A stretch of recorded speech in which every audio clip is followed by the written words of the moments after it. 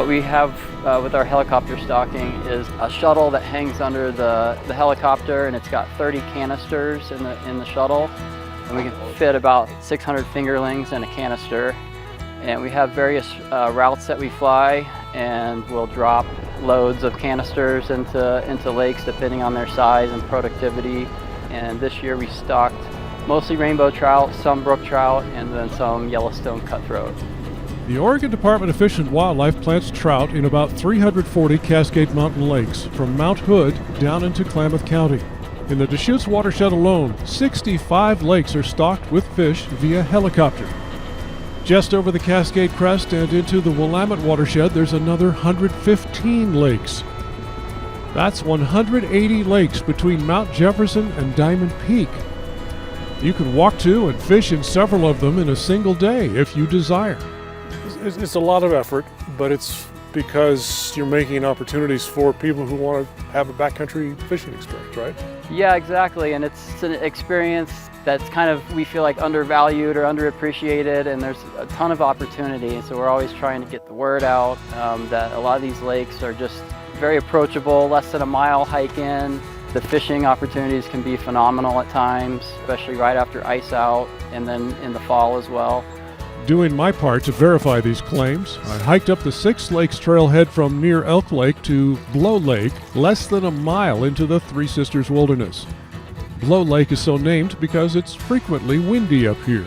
This particular lake holds brook trout, which are fabulous eating fish if you've never tried them. I presented night crawlers on slip sinkers so the fish wouldn't detect resistance until it was too late. I didn't catch a lot of fish, but the ones I caught were surprisingly big, indicating there's plenty of natural food in this lake for the fish to grow large. It also tells me there's not much fishing pressure by other anglers, and this is one of the closer hike-in lakes. One of the keys is kind of getting out, during those golden hours, early morning, late evening. The fishing can be exceptionally good right after ice out as well, because the fish are in a little bit shallower water. During the bright sunlight hours of the day, they tend to go out into the deeper holes. And when that's the case, taking a float tube out there to be able to access some of the deeper water, or finding areas where there's rocky points or cliffs to work where you can get into some deeper water is usually a good strategy. Because you're carrying all your gear into the backcountry, you'll want to pack light.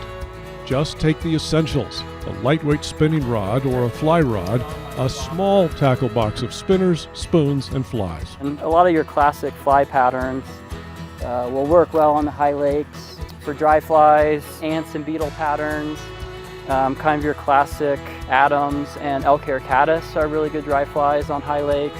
And then for nymphs, woolly boogers, hare's ear, balanced leeches in real small sizes and patterns can be really effective. Todd Lake near Mount Bachelor, where we recorded this interview, is a classic example of a hike-in fishing lake. It offers excellent fishing at ice out and again in the fall as the weather cools. I've got some favorites around here. One of the lakes that I really like to go to that's a very short walk in is Charlton Lake. That's up near Waldo. It's a good sized lake, but it's got a lot of deep holes. It's got some peninsulas, some inlets, so it's a really interesting lake to fish. It's got brook trout and rainbows in it, and they grow well in there. And I've had some very good days up at Charlton, and so yeah, that's one of my favorites. I can think of a couple of times I've been up there and have had multiple 15, 16-inch rainbows and brook trout. Aerial stocking of the high lakes occurs every 2 years. The years the helicopter doesn't drop fish, Fish and Game volunteers stock the lakes with backpacks and livestock. All so you have opportunities to enjoy backcountry fishing experiences. From the hike-in High Cascade Lakes, I'm Brooks Snavely for The Great Outdoors.